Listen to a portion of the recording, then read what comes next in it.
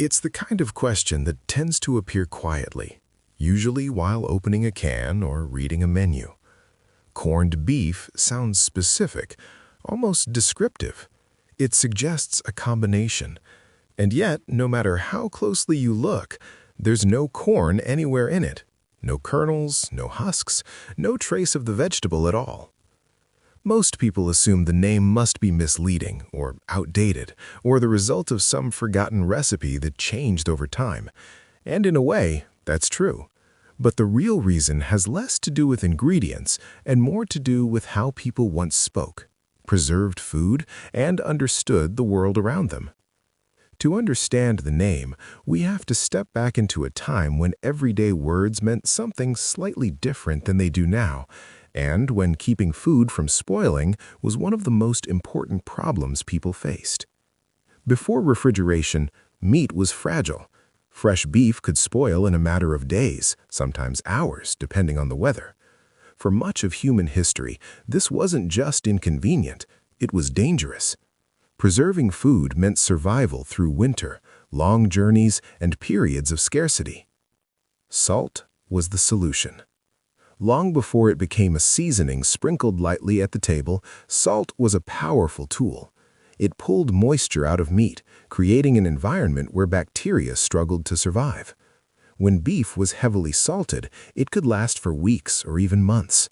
This wasn't subtle cooking, it was deliberate preservation. The salt used for this process wasn't the fine, powdery salt we're used to today. It came in large, coarse crystals, chunky grains that were easy to handle, easy to pack, and slow to dissolve. And this is where the word corn enters the story.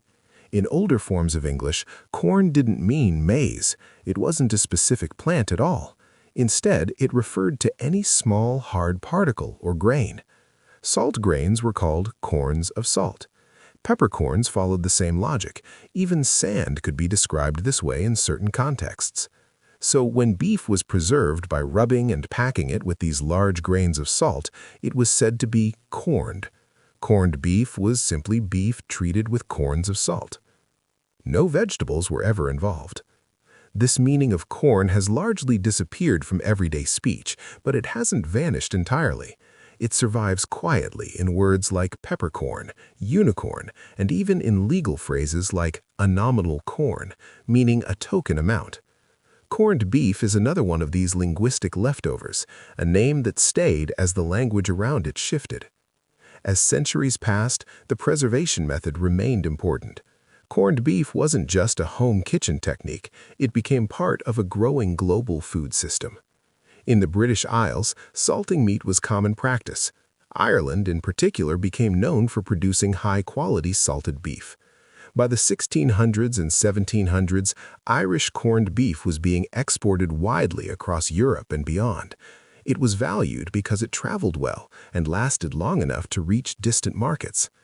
But there's an irony here that often surprises people. Although corned beef is now strongly associated with Irish identity, most Irish people historically did not eat it often. Beef was expensive. Much of the corned beef produced in Ireland was destined for export, not local tables. Many Irish households relied instead on pork, potatoes, and vegetables. Corned beef was, in a sense, a product of Ireland that belonged to the world more than to Ireland itself. Its durability made it ideal for another purpose as well, feeding people far from home. As European exploration and global trade expanded, ships needed food that could survive months at sea. Fresh meat was impossible to store. Salted meat became essential. Corned beef and similar preserved foods fueled long voyages, naval expeditions, and colonial expansion. Sailors ate it regularly, sometimes daily. Soldiers relied on it during campaigns. It wasn't glamorous, but it was reliable. In many cases, it was the difference between an army that could keep moving and one that couldn't.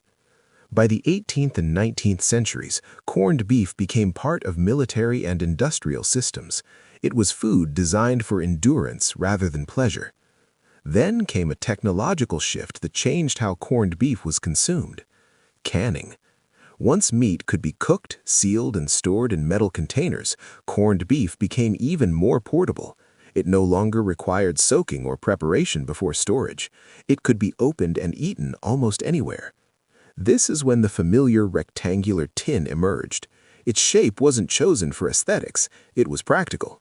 Easy to stack, easy to transport, and efficient to produce. The design reflected the needs of supply chains, not dining tables. During the World Wars, canned corned beef became a standard ration. Soldiers carried it across continents. For many people, corned beef wasn't just food, it was associated with hardship, resilience, and routine. After the wars, it remained in circulation, moving into civilian kitchens and international cuisines. As people migrated, they carried corned beef with them, sometimes literally, sometimes as a culinary memory. In the United States, Irish immigrants encountered a different food landscape. Beef was more affordable than it had been back home. Jewish delis were already curing and brining beef using similar techniques. The flavors felt familiar. Out of this overlap emerged corned beef and cabbage as a common meal among Irish Americans. It wasn't an exact continuation of Irish tradition, it was an adaptation, shaped by availability and community. Over time, the dish became symbolically Irish in America, even as it remained relatively uncommon in Ireland itself. Elsewhere, corned beef took on entirely new identities. In the Caribbean, it became known as bully beef, mixed with rice, onions, and spices. In the Philippines, it turned into a breakfast staple, often served with garlic rice and eggs. In parts of Latin America, it found its way into pastries and sandwiches. In Hong Kong, it appears in cafe-style macaroni soups.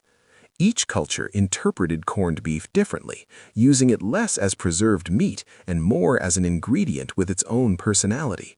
And through all of this, the name stayed the same: corned beef. Even as the word corn narrowed in meaning and became almost exclusively associated with maize, the old usage survived here, frozen in place like a fossil. Today, the confusion persists because we rarely encounter that older definition elsewhere.